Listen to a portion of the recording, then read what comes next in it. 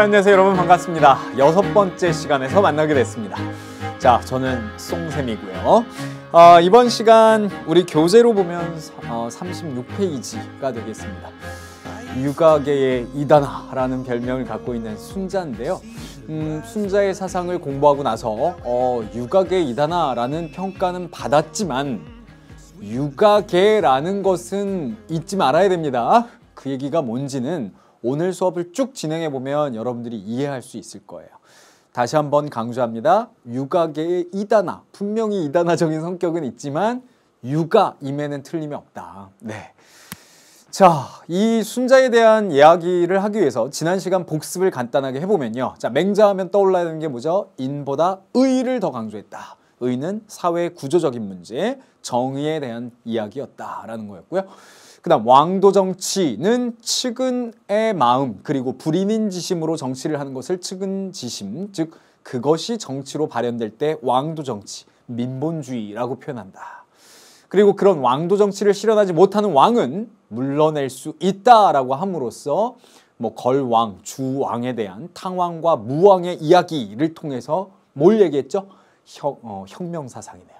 그래서 오늘 우리가 이런 맹자의 사상까지 공부를 했는데요. 맹자가 아주 급진적인 혁명 노선까지 이야기를 해서 어찌 보면 공자의 이상주의에서 조금 더 정치적으로 또 체계적으로 한 걸음 더 나간 게 아닌가라고 하는데, 오늘은 완전 독특한 순자를 만나게 됩니다. 자, 이것만은 꼭 제시하면서 순자 여러분들이 이해해둬야 될 내용들 좀 하나하나 정리를 해볼 텐데요. 첫 번째는 순자 자체의 사상에 대한 이야기입니다. 즉 순자의 성악설, 이건 지난 시간 배웠던 맹자의 성선설과 비교가 될 수 있겠죠. 자, 그 다음에 화성기위라는 단어와 마지막 예치라는 단어까지 가게 됩니다. 이 순자의 사상의 가장 핵심을 순자라는 책에서 우리는 확인할 수 있는데요.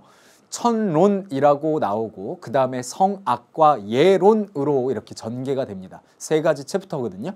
그런 면에서 당연히 천론, 그 다음에 성악, 성악설이죠. 그 다음 예론, 예치에 관한 얘기, 이걸 다 정리를 해야 될 겁니다. 그 다음 두 번째로 나왔던 얘기는 단순하게 순자에서 오늘 끝이면 안 되고요. 육가, 즉 선진유학을 마무리하는 날이기 때문에 선진유학이라고 하면 공자, 맹자, 순자의 사상이죠. 그래서 공자와 맹자, 순자를 종합적으로 정리하고 다른 사상가들과 비교하는 작업도 마무리로 해드리게 될 겁니다. 정리되셨나요? 그럼 본격적으로 오늘 순자에 대한 이야기를 한번 해보도록 하죠. 자, 준비된 순자의 얼굴 보면서 얘기를 해보도록 하겠습니다. 이름은 순황인데요. 시기는 역시 맹자와 동시대이고, 그리고 춘추 전국시대 중에 전국시대 혼란상에 활동했던 사상가입니다. 제가 동양사상을 공부하는데 가장 좋은 태도는 롤플레잉 게임을 하면 된다라고 했는데요. 몇 명을 앉혀놓냐면 수업 시간에 이제 쭉 동양 철학 공부를 하다가 어느 정도 이제 학생들이 학습이 됐다 싶을 때 토론회를 하는 거죠. 7인 토론회를 합니다. 그래서 공자, 맹자, 순자, 노자, 장자, 그 다음에 한비자, 묵자, 그 다음에 뭐 특별 초대 손님으로 뭐 석가모니를 모실 때도 있고 이렇게 하는데 학생들이 그 역할을 다 맡는 거고요. 제가 드리는 그 주제에 대해서 그 사상가의 말로서만, 그 사상가의 어투로서만, 그 사상가의 생각으로서만 대답을 하게 하는 거죠.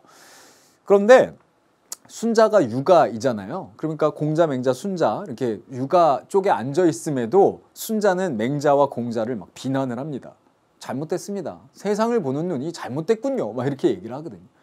그래서 순자를 우리는 육아계의 이다나라고 표현을 합니다. 그럼 어떤 면들이 공자와 맹자의 사상과 달랐을까요? 그거를 이해하는 게 순자의 육아계의 이다나라는 별명에 대해서 이해하는 방식이고요. 또 하나는 그렇지만 순자가 꿈꿨던 이상적인 모습은 무엇이었는지, 그것을 통해서 순자의 사상은 육아에서 크게 벗어나지 않는다라는 거, 이렇게 이해를 하시면 되겠습니다. EBS에서 5분 사탐이라는 걸 제작해가지고 여러분들에게 이해를 도울 수 있도록 많이 컨텐츠들을 개발하고 있습니다. 저도 이제 그 5분 사탐이 출발할 때 그 작업을 함께 했었는데요. 이제는 그게 책으로까지 출간이 되었죠. 근데 제가 그 책의 순자 쪽을 집필을 하면서 이렇게 썼어요. 제목을 뭐라고 했냐면 인간의 올바른 길을 제시하였던 현실주의자 이렇게 평가를 했거든요. 그러면 인간의 올바른 길을 제시하였다라는 것과 현실주의자라는 것에 초점을 맞춰서 지금부터 왜 그의 별명이 육각의 이단화였는지 풀어나가 보도록 하겠습니다. 자, 순자의 사상 하나하나 그 비밀을 우리가 정리해 볼 텐데요. 순자의 사상 1번입니다. 순자의 사상의 핵심을 우리는 좀 현실주의라고 이야기를 하고 싶어요. 좀 재밌는 비유를 잠깐 해보고 지우겠습니다. 옆에 좀 옮아가가지고 제가 써보고 곧바로 지울 건데요. 여러분들은 우리 교재 36페이지에 간략하게 요거 한번 써보면은 기억이 될 수 있을 것 같아요. 동양과 서양 철학을 우리가 비교를 해보면요. 똑같은 시기에 동양과 서양에서 철학이 출발합니다. 우리가 그 2단원, 그 다음에 3강 이런 데서 이제 요 내용을 제가 얘기를 했었고, 특히나 동양 철학의 출발점 얘기할 때 내륙, 즉 대륙에서 발달을 한 철학으로서의 해양과 좀 다른, 그래서 중국 철학을 이제 예를 들어서 얘기를 했었죠. 근데 똑같은 시기에 동양에서는 춘추 전국시대, 그 다음에 서양에서는 고대 그리스거든요. 엄밀히 얘기하면 BC 한 뭐 7세기, 6세기, 5세기 막 이렇게 쭉 철학들이 등장을 한다라는 거죠. 근데 동양에서는 춘추 전국시대에 뭐가 나와요? 제자백가가 나오죠. 정말 다양한 사상들이 나옵니다. 그러면서 동양에서는 우리가 지금 배우고 있는 유교를 집중해 봤을 때 공자, 맹자, 순자가 등장을 하잖아요. 그 다음 서양에서는 누가 있어요? 소크라테스, 플라톤, 아리스토텔레스. 이게 많은 학자들이 이렇게 비유를 합니다. 공자, 네모, 세모, 동그라미. 네모, 세모, 동그라미. 즉 네모, 세모, 동그라미의 뒤에 나오는 철학들은 동양 사상의 가장 주류가 되는 유가의 철학들은 뭐 요런 모양이거나 뭐 요런 모양이거나 변주곡에 불과하다는 거죠. 변주곡. 그러니까 그만큼 핵심이 되는 사상들이라는 거. 그 다음에 소크라테스, 플라톤, 아리스토텔레스도 서양 철학의 이 가장 근간을 이루고 있는 철학들입니다. 그런데 아주 재미난 건 공자와 소크라테스의 사상이 매우 닮아 있고요. 맹자와 플라톤의 사상이 매우 닮아 있고요. 순자와 아리스토텔레스의 사상이 매우 닮아 있습니다. 첫 번째 공자와 소크라테스는 그 각각의 동양과 서양에서 철학을 주창한 사람들이고 아주 중요한 사람들이고 근본 원리를 심어준 사람들이죠. 그래서 우리는 공자 이래의 철학을, 공맹순의 철학을 유가라고 표현을 합니다. 선비유자를 써서. 그 다음에 소크라테스, 플라톤, 아리스토텔레스는 소크라테스의 절대주의, 이성주의의 계보를 잇게 되는데 소크라테스가 선구자죠. 그래서 뭐 공자와 소크라테스를 포함해서 뭐 4대 성인, 5대 성인 이렇게 표현할 만큼 유명한 사람들 아니겠습니까? 맹자와 플라톤은 지난 시간에 맹자 배웠죠. 소크라테스, 공자, 스승들의 사상을 체계화하고 좀 더 발전시켰어요. 생각은 거의 똑같고. 그 다음 순자와 아리스토텔레스는 나중에 배우시면 아시겠지만 현실주의자입니다. 너무 닮아 있다라는 거죠. 심지어는 그 사상의 핵심 내용도 비슷해요. 그러니까 뭐 이메일을 주고받았는지 모르겠지만 그 당시에 현실주의자로서 순자와 아리스토텔레스는 비슷한 면이 굉장히 많다는 거죠. 그러면 순자가 현실주의적으로 어떤 얘기를 꺼내느냐? 자, 요거를 잘 감각을 가지고 지금 제가 얘기하는 것들을 정리해내면 아주 쉬워집니다. 자, 그러면은 순자에게 가장 중요한 현실주의적인 특징을 우리는 첫 번째 뭐에서 발견할 수 있느냐? 천관에서 발견할 수 있다. 순자의 아주 유명한 책이 있습니다. 바로 순자라는 책이죠. 순자에서 1장 천론, 그 다음에 성악, 그 다음에 마지막 예론 이렇게 가요. 아까 말씀드렸죠? 그러면 순자는 먼저 하늘에 대한 얘기부터 합니다. 그러면 아까 우리가 비교한 대로 공자와 맹자의 하늘은 쓸까요? 뭐라고 했느냐? 공자와 맹자는 하늘이, 자, 한자 좀 귀찮으시더라도 천인합일이다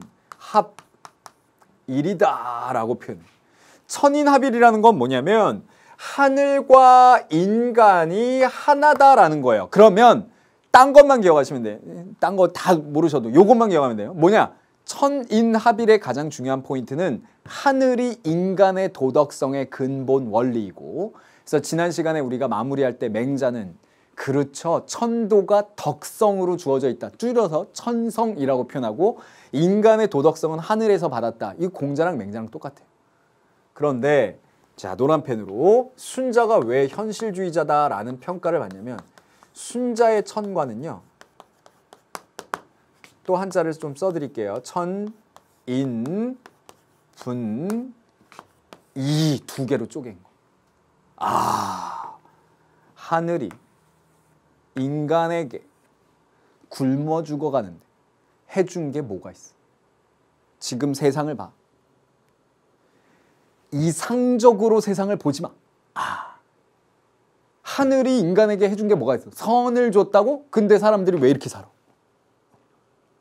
자기가 죽지 않기 위해선 남을 죽이고, 그죠? 그러니까 서양에서 떠오르는 게 누가 있어요? 나중에 배우시겠지만 토마스 홉스의 성악설이 떠오릅니다. 리바이어던, 그죠?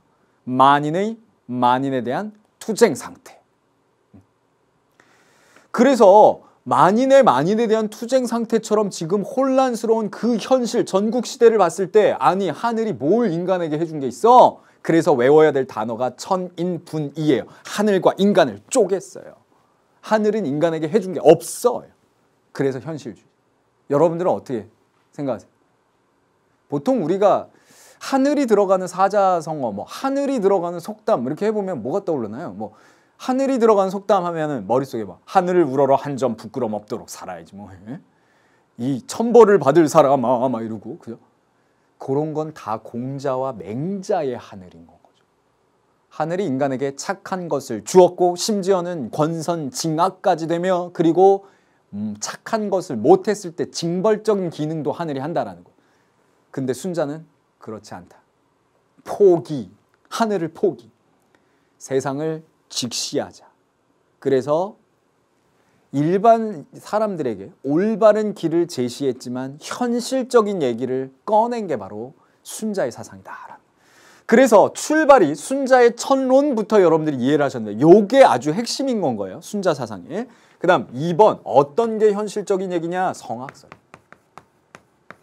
그런데 오늘 순자를 저와 함께 공부한 여러분들은 순자의 오해를 좀 푸셨으면 좋겠습니다.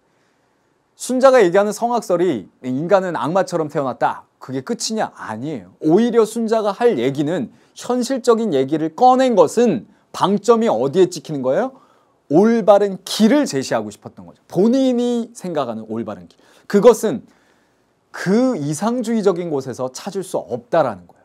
아리스토텔레스가 그의 스승이었던 플라톤을 이상적인 거 너무 얘기하지 마세요 라고 거부한 것처럼 현실적인 얘기를 꺼낸 겁니다. 성악설은 뭐냐면, 인간이 태어난 본성은, 자, 중요한 단어, 오늘 마무리할 때 이 키워드 나오겠죠? 이기성. 그럼 이기성이 뭐냐라고 하면, 이기성이라는 건 이익을 좋아하고 손해를 싫어한다라는 거죠. 어려운 게 아니잖아요. 당연한 거죠. 사람들이 선생님 저는 아니에요. 저는 손해를 좋아합니다. 저는 제가 열심히 공부했는데요, 제가 그냥 꼴찌 할게요. 아유 이거 다 갖고 가세요 제 물건. 이런 사람 있어요? 사람은 기본이 이익을 좋아하는 거 아니겠습니까? 이게 순자의 성악설이에요. 그게 뭐가 이제 문제냐? 이 학생들이 외울 때 성악설 하니까 인간이 악마처럼 태어나는 걸 생각하지만, 그게 아니라 인간이 기본적으로 태어나고 있는 이기성을 악이라고 규정을 한 겁니다. 순자는. 학생들 토론회를 할 때 맹자에게 인간관에 대해서 이야기해 보세요. 그러면 맹자는 이런 얘기를 해요. 어린아이 태어났을 때 눈빛을 보세요. 너무 맑잖아요. 참 착해 보여요. 그러나 살아가면서 이것저것 세상사에 때를 묻히는 거고요. 사람은 그렇게 현실적으로 바뀌어가는 건지 모르겠습니다. 그렇지만 사람은 착하게 태어났다라고 주장하고 싶네요. 이렇게 얘기를 합니다. 그때 옆에서 순자가 뭐라고 그러는지 아세요? 웃기지 마십시오. 사람이 태어났을 때 그게 맑은 눈을 하고 있는 겁니까? 아니에요. 사람은 태어났을 때 누구나 태어나서 그 맑은 눈을 알고 있을지 모르지만 본인의 것을 가지려고 하고 양보를 하기보다는 더 많은 걸 가지려고 한다. 요즘에 많이 뭐 아이들 나오는 프로들 보세요. 가만 관찰해 보면요. 우리 EBS에도 그 프로가 있지만 가만 관찰해 보면 아이들은 본인이 하나를 쥐고 있으면 저거는 형아 거니까 형이 갖고 놀아 라고 생각하는 게 아니라 형 갖고 노는 것도 뺏어가려고요. 형도 동생 거 더 갖고 싶어 하고. 그러니까 보통의 모습은 이거죠. 하다가 맑은 눈을 가지고 또 뺏어. 그리고서 또 이게 보통의 아이들의 모습 아니겠느냐라는 거죠. 이렇게 막 갖고 오면은 옆에서 엄마나 아빠가 안 돼, 그러면 안 돼, 사이좋게 지내야지. 떼찌, 그러면 안 돼, 떼찌. 떼찌가 뭐예요? 순자의 예치예요. 그렇게 사람이 이기적으로 살라고 하는데 안 돼, 그러면 안 돼 라고 가르쳐주는 것 때문에 사람이 이렇게 살아가는 거지 태어날 때부터 선하게 태어난 게 아니다라는 게 순자의 주장입니다. 근데 현실적으로 접근해 보면 뭐가 이제 문제 상황이 발생되냐면 사람이 이기적으로 태어났다? 좋아요. 이기적으로 태어났는데 물건들이 다 충족될 수 있으면 문제가 없는데 문제 상황은 여기에서 발생되죠. 뭐냐면 인간의 욕심과 욕망이라는 건 무한정합니다. 지금 순자의 아주 현실적으로 세상을 본 눈을 얘기하고 있어요. 하늘을 찔러요. 다 그렇잖아요. 그죠? 그런데 뭐가 한정되어 있습니까? 재화는 한정되어 있죠. 딱 한정되어 있잖아요. 그러니까 지금 인간의 욕심은 여기를 벗어나는데 여기까지 이제 머무니까 요 갭이 이제 문제인 거잖아요. 거기에서 발생되는 그 경제학적 용어가 뭐죠? 희소성의 문제 아니겠습니까? 자원의 희소성의 문제. 그래서 그거를 가지고 결론적으로 인간이 이렇게 희소한 것들, 이것 때문에 여기에서 사회 문제가 발생된다. 그러면 사람이 그렇게 재화가 한정되어 있다 보니까 더 많은 것을 갖고 싶어하는 사람들끼리 싸우잖아요. 거기에서 만들어지는 게 뭐예요? 결론이 쟁탈이고요. 싸운다라는 거예요. 그리고 쟁탈이라는 것은 뭘 의미합니까? 그게 뭐냐면 예의 없음을 얘기하는 거예요. 예의가 없어진다. 사양됨이 없어진다라고 표현해요. 사람이 악하게 태어났다라는 것은 이기적으로 태어난 것을 얘기하는 거고 그 이기적인 인간은 재화가 한정되어 있기 때문에 예의가 없어진다. 제가 항상 요 예를 드는데 잘 들어보세요. 이런 일이 벌어지면 안 되겠지만 한정되어 있잖아요. 여러분들이 공부를 해서 다 윤리와 사상 1등급을 받고 싶어 합니다. 생활과 윤리 1등급을 받고 싶어 하죠. 근데 누구나 다 주면 됩니까? 한정되어 있잖아요. 네, 그게 문제라는 거죠. 그러니까 다 노력을 하는 거 아니겠어요? 현실적으로 접근한 이 순자가 그 인간의 재화의 한정됨에서 나오는 그 예의 없음과 쟁탈을 어떻게 풀어내야 되는지 그 해결 방안이 이제 중요한 건 거죠. 제가 맨날 학교에서는 이 예를 들어요. 학교에서 점심에 갑자기 방송이 나옵니다. 학생들한테. 여러분 식당에서 알려드립니다. 오늘 쌀이 떨어졌어요. 밥이 200인분밖에 준비가 안 되겠네요. 전교생이 한 1000명이네.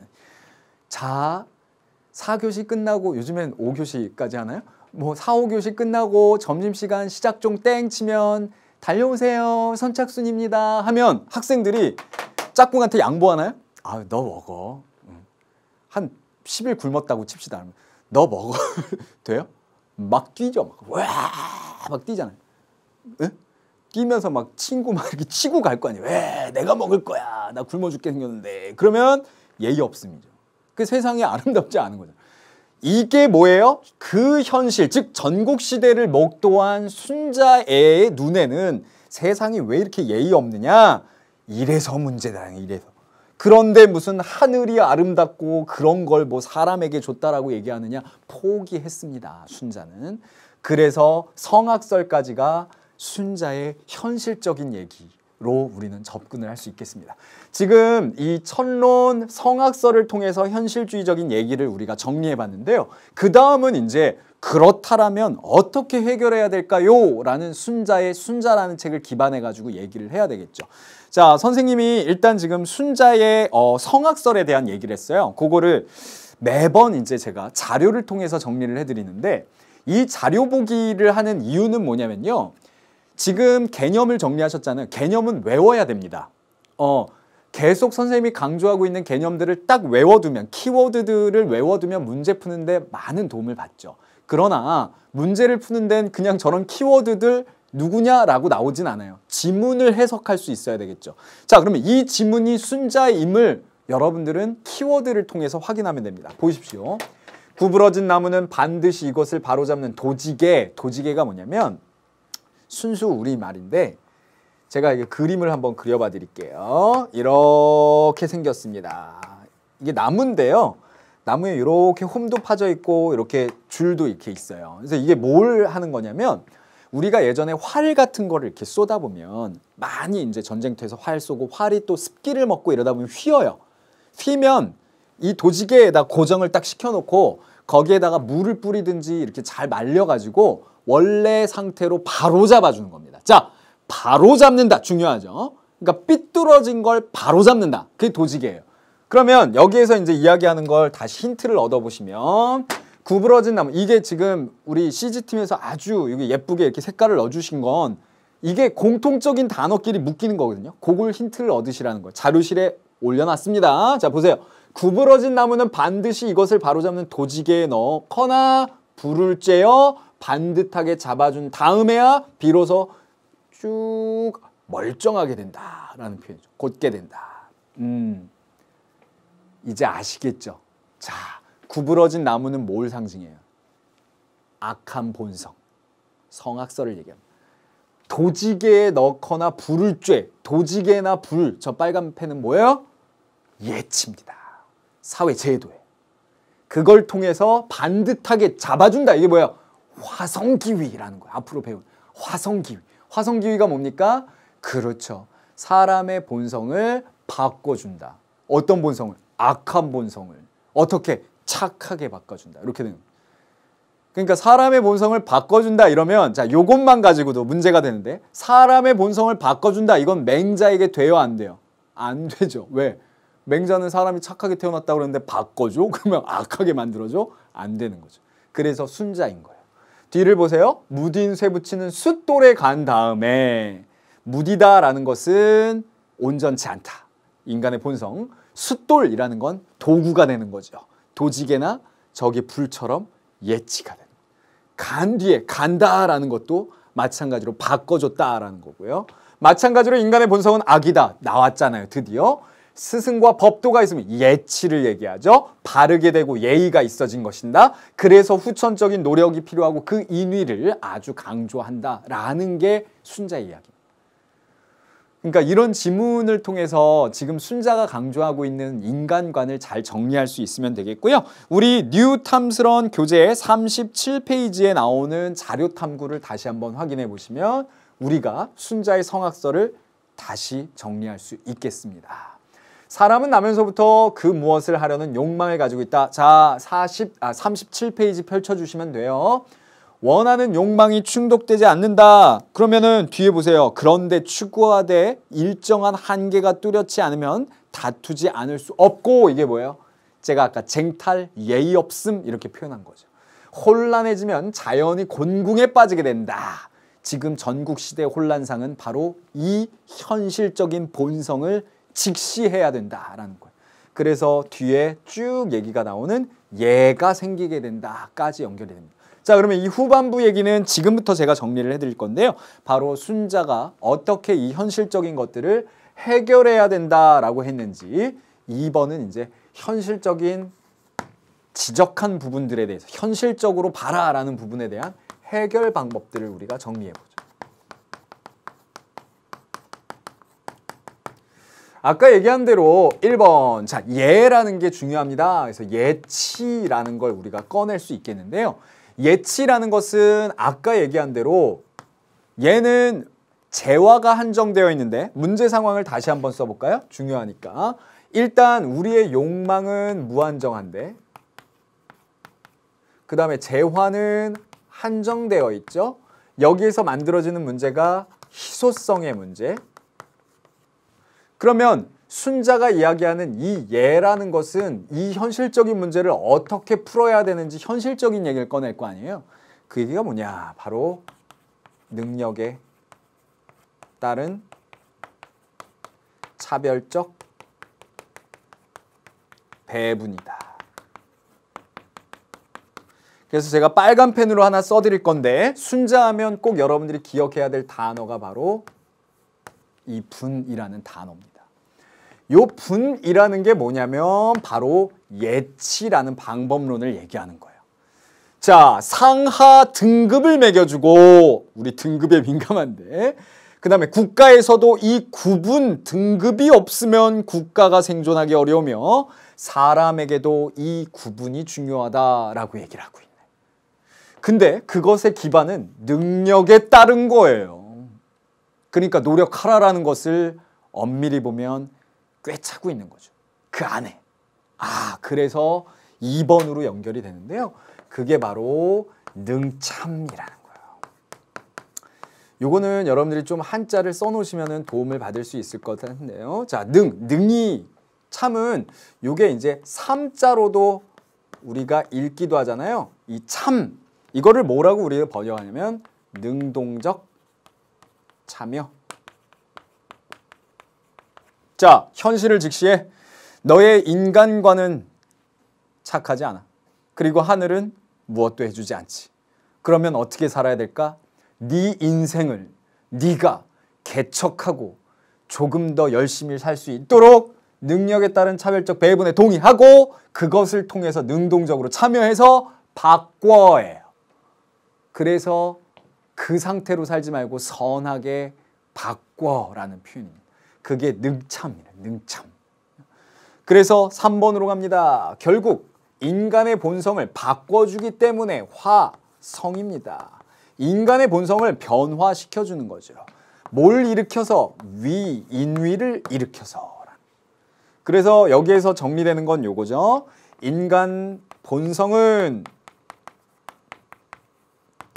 악한데 그럼 선이라는 건 어디에서 만들어지냐? 인위에서 만들어지는 거고 인위라는 것은 후천적인 것을 얘기하는 거죠. 결국 후천적인 노력이 매우 중요하다라는 것을 강조하고 있는 겁니다.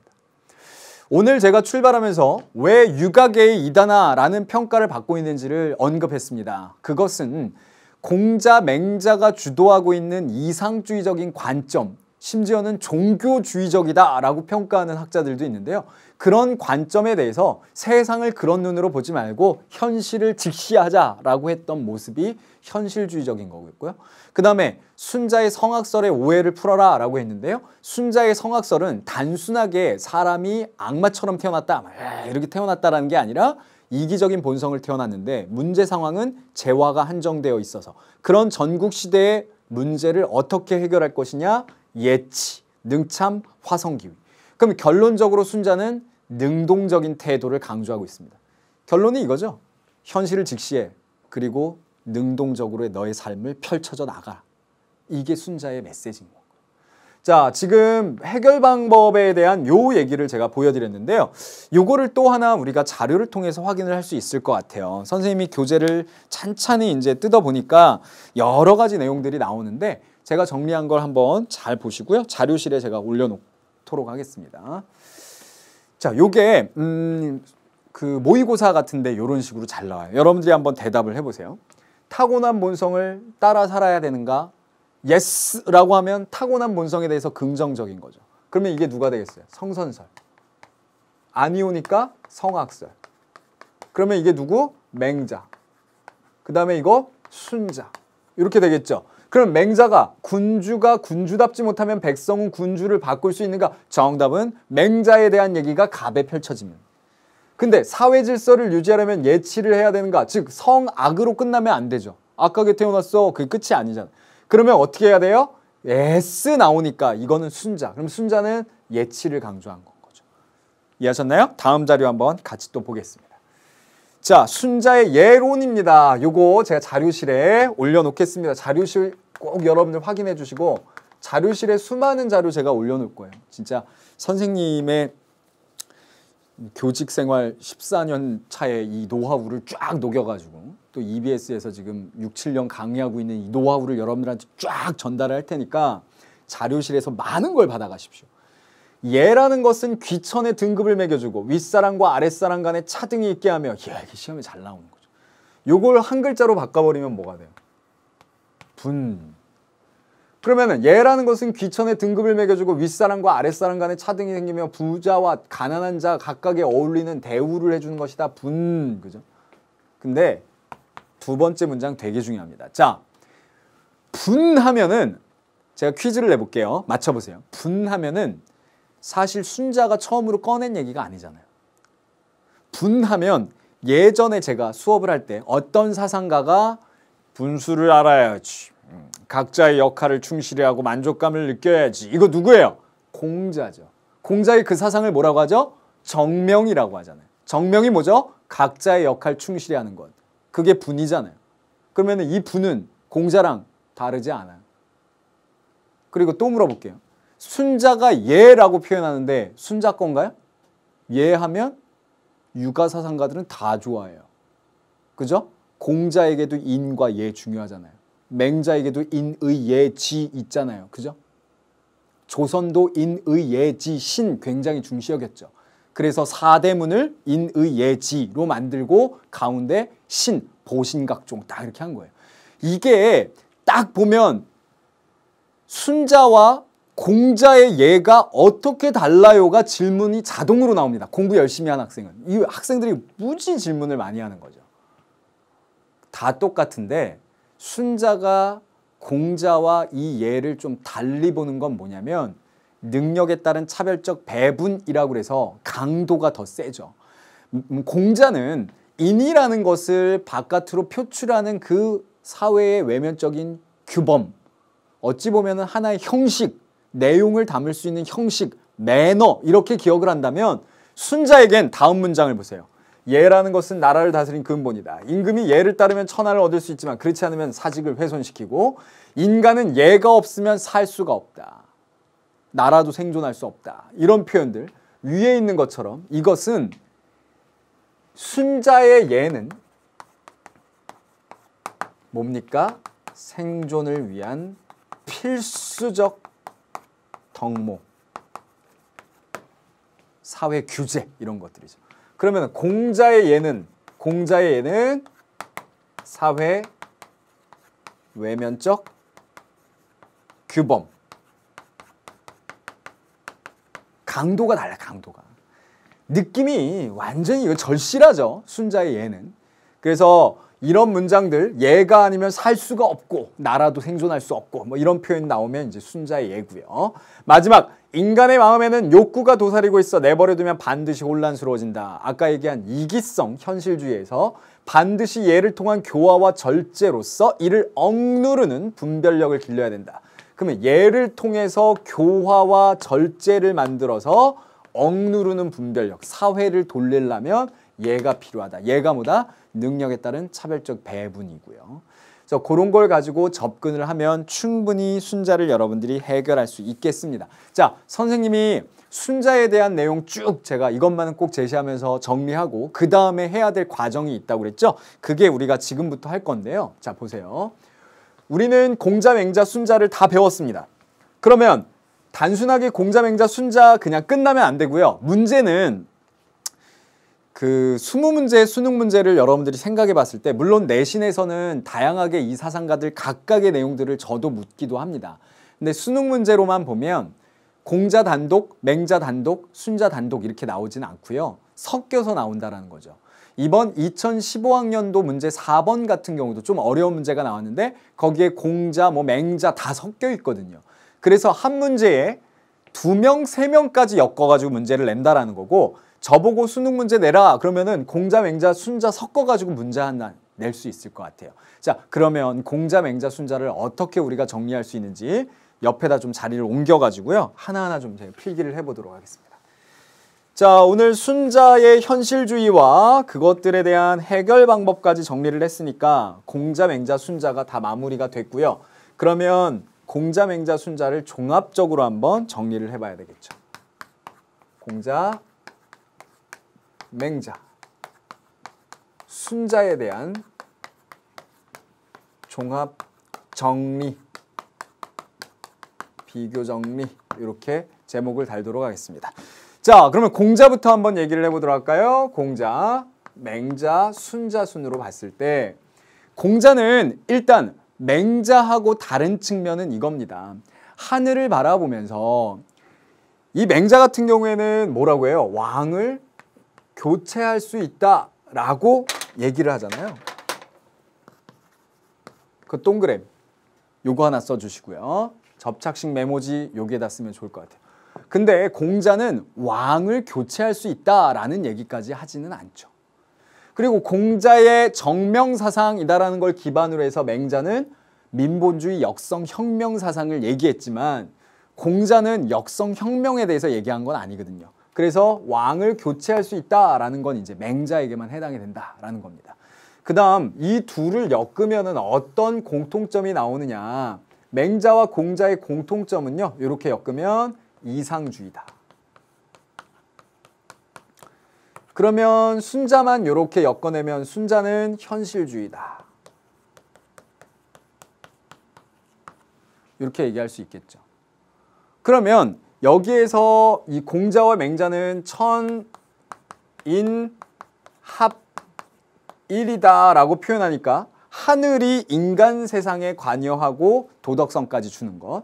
근데 현실주의자인 순자는 천과 사람은 어떻다? 분, 나뉠 분자죠.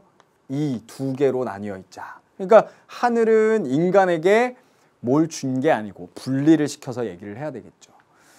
그런데 이 순자와 공자, 맹자가 이런 차이점, 현실주의, 이상주의의 차이점만 가지고 있느냐? 이들을 또 묶어낼 수 있는 공통점이 있잖아요. 공통점은 뭐가 있나요? 유가사상가다라는 거고요. 유가사상가 나니까 선생님이 얘기한 대로 이단하긴 하지만 유가임에는 여러분들이 틀림이 없다라는 걸 정리하라라고 했잖아요. 그럼 유가의 특징이 뭐냐? 이건 중요한 단어니까 빨간 펜으로 교화입니다. 교화가 뭐죠? 그렇죠. 가르쳐서 변화시키는 거예요. 그래서 빨간 펜으로 썼습니다. 뜨거운 가슴이 있는 거예요.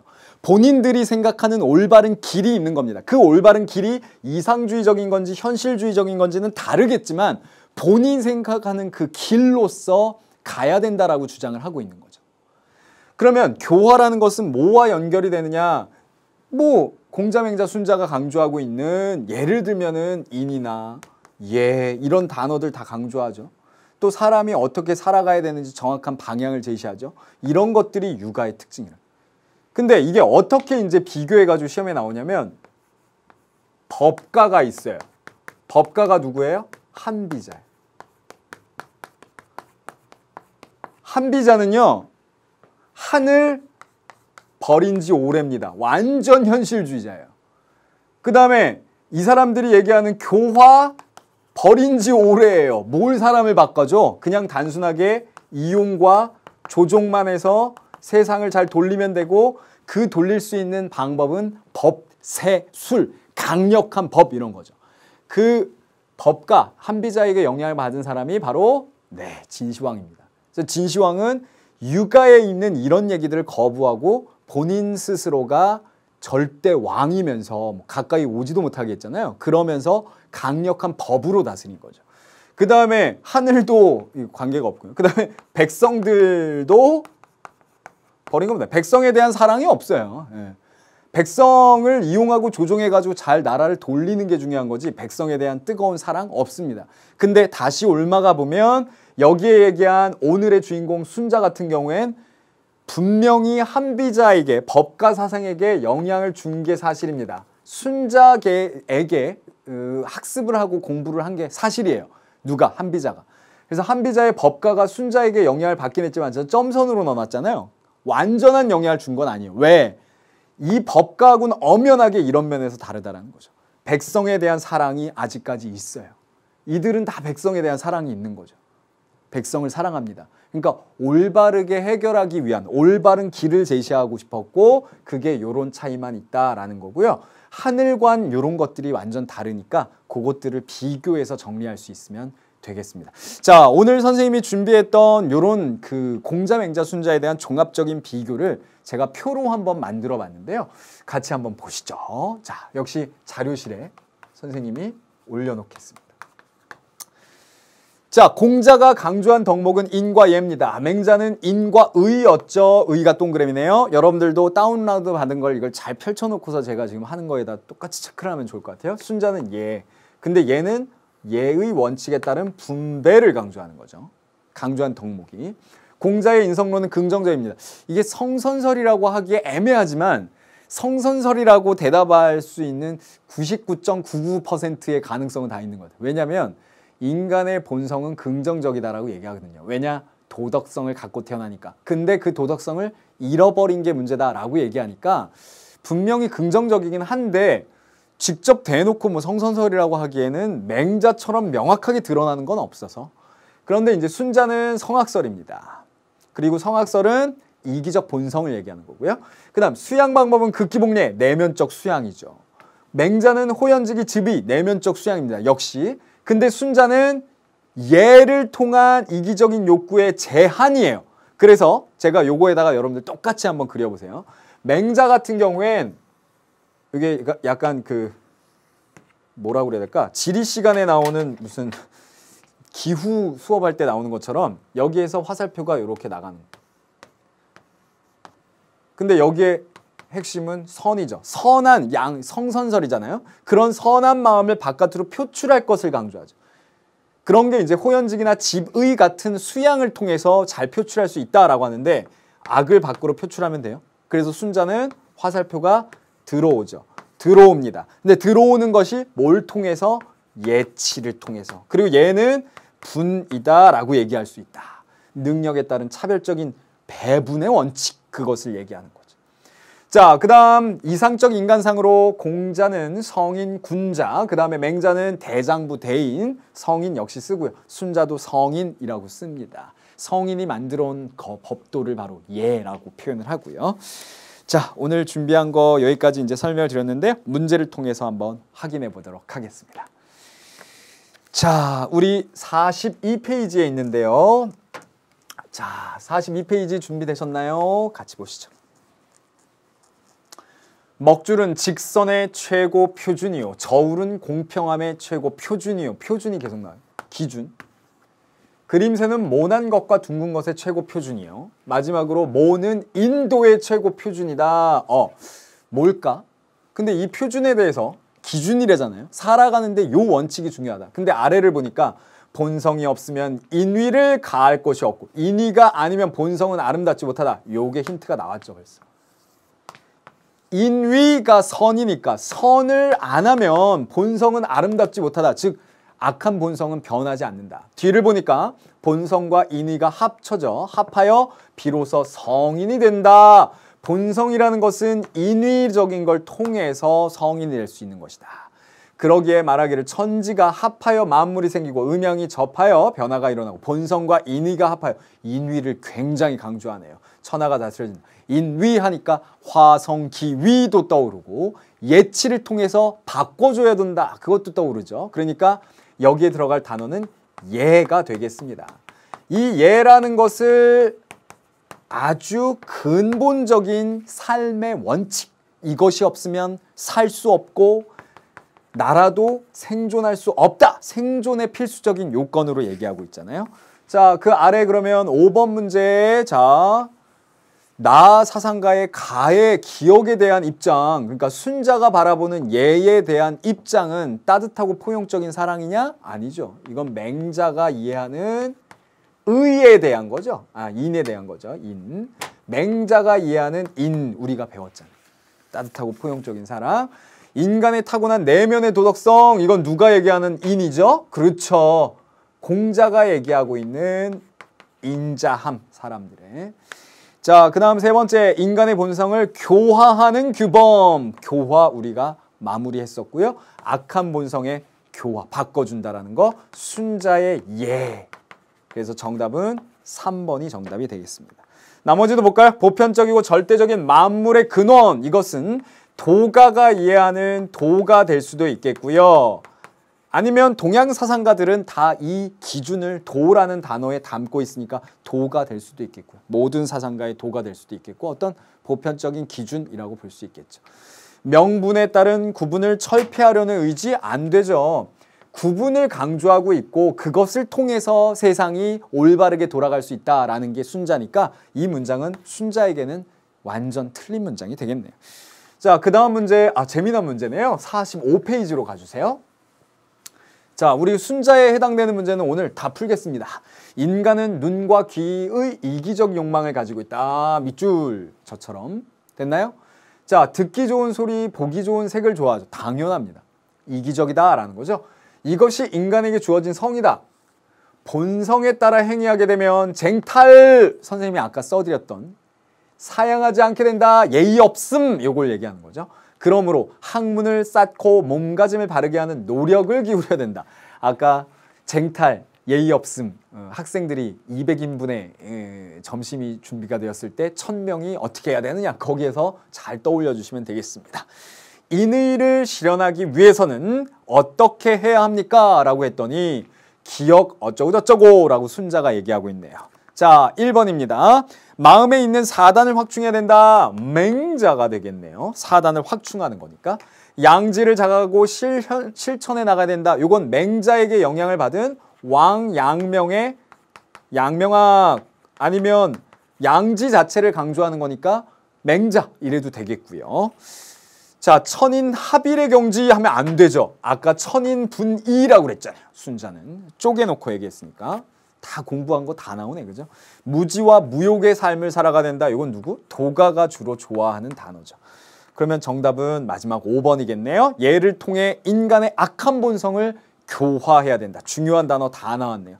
요거 다 동그라미 쳐주세요. 악한 본성, 얘를 통해. 자, 여기까지 제가 말씀을 드렸습니다. 마지막 순서 오늘의 키워드 정리 한번 같이 보도록 할까요?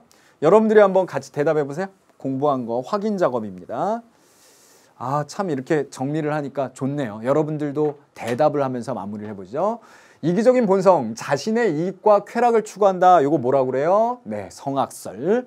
인간의 욕망의 무한성, 그리고 재화의 유한성, 희소성의 원리 때문에 쟁탈과 예의 없음이 만들어지고요. 그렇다면 악한 본성을 변화시켜 선하게 만든다. 네 글자로 뭐? 거기에서의 위는 인위적인 노력을 얘기하니까 인위 이거 꼭 기억해 주시고, 그렇죠. 화, 성, 기, 위 네 글자로. 그 다음 능력에 따른 차별적인 분배, 그렇죠. 예치. 그래서 예치는 이렇게 쭉 정리가 되면서 오늘 제가 강조했던 순자와 한비자의 차이점까지. 그래서 한비자는 이렇게 이용하고 조종하고, 그런데 순자는 육아계의 이단아임에 틀림없기 때문에 아직 뜨거운 가슴이 있는 거예요. 세상을 현실적으로 봤지만 그 현실적으로 본 것의 해결 방안은 올바른 길을, 본인이 생각하는 길을 제시했다. 그걸 줄이면 교화가 되겠죠. 그래서 육아임에 틀림이 없습니다. 오늘 순자를 정리했는데요. 제가 처음에 시작하면서 인간의 또 다른 올바른 길을 제시했던 현실주의자 순자의 꿈에 대해서 설명을 하고 마무리를 짓도록 하겠습니다. 자, 다음 시간에는 이제 공자, 맹자, 순자, 선진유학이 마무리됐기 때문에 제가 공자 수업하면서 안내를 해드린 것처럼 이 전개 과정에서 등장하는 성리학, 양명학 이렇게 펼쳐져 나가게 됩니다. 다음 시간 성리학에서 여러분들을 기다리고 있도록 하겠습니다. 수고하셨고요. 다음 시간 먼저 가서 열심히 풍성한 수업으로 준비하고 있겠습니다. 다음 시간 만나요. 수고하셨습니다.